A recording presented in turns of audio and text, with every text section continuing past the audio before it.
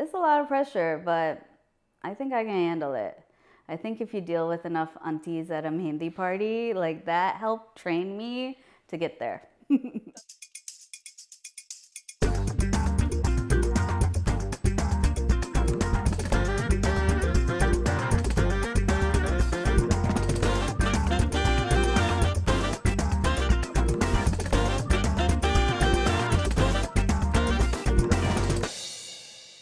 So my journey into Mehndi began when I was a young girl. My mother would send me to Pakistan with my nani, and I would stay with my cousins and aunties.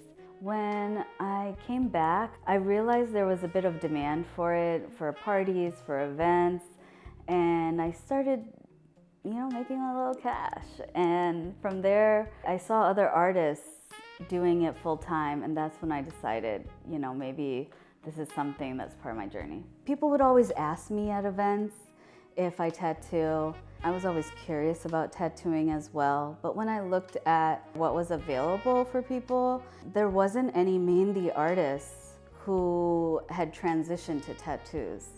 It was my calling. I approach Mehndi and tattooing just a little bit differently.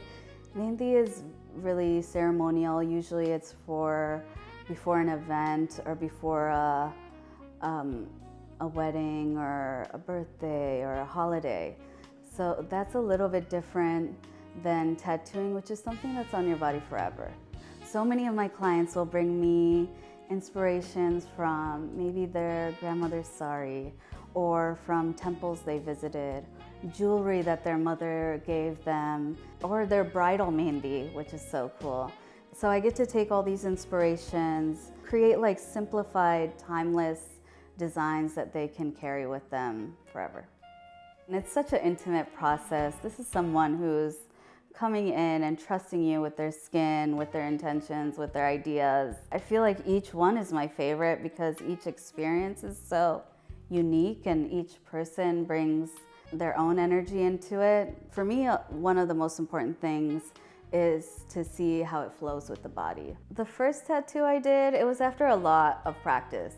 I was very lucky to find an apprenticeship where I practice a lot, and I practice on grapefruits and oranges and fake skin until I was ready to start on skin. Every day it's a little bit nerve-wracking, to work on skin, to know that you're marking someone's body permanently. It's a lot of responsibility. Not to mention they are coming in maybe a little anxious, a little nervous, And so my job is not just to do art on bodies, but I'm helping to create a space that feels calm, comfortable, give them a design that they feel good about. Usually I will spend a very decent amount of time looking at what their inspiration is, and then, creating a design, cleaning the space. Hygiene is really important. Mentally, take some deep breaths, put on the right music, and just be in a calm space, because I know, my client might be a little anxious, so I gotta kind of keep it together and just be in the space to deliver like my best tattoo yet. Everyone is like, I'm just trying to think like, this has to be the best one ever.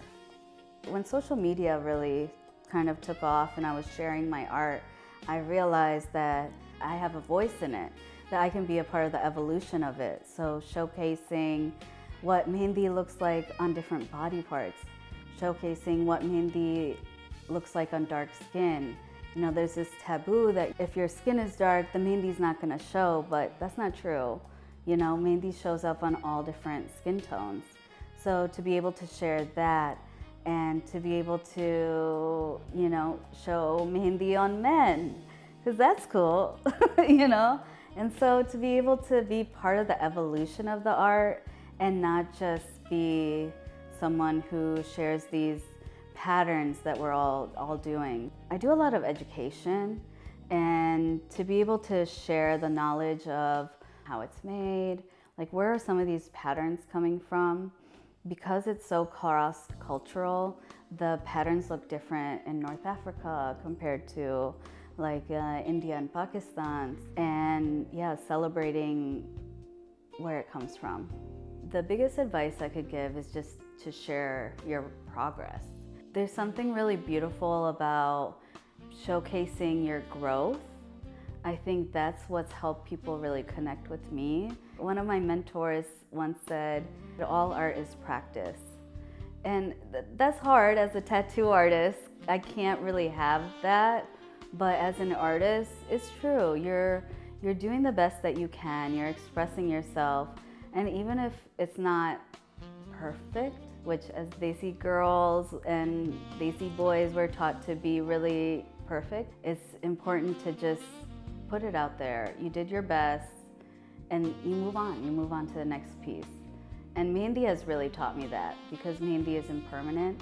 So you're able to just, okay, it's gonna fade away, I can do it again.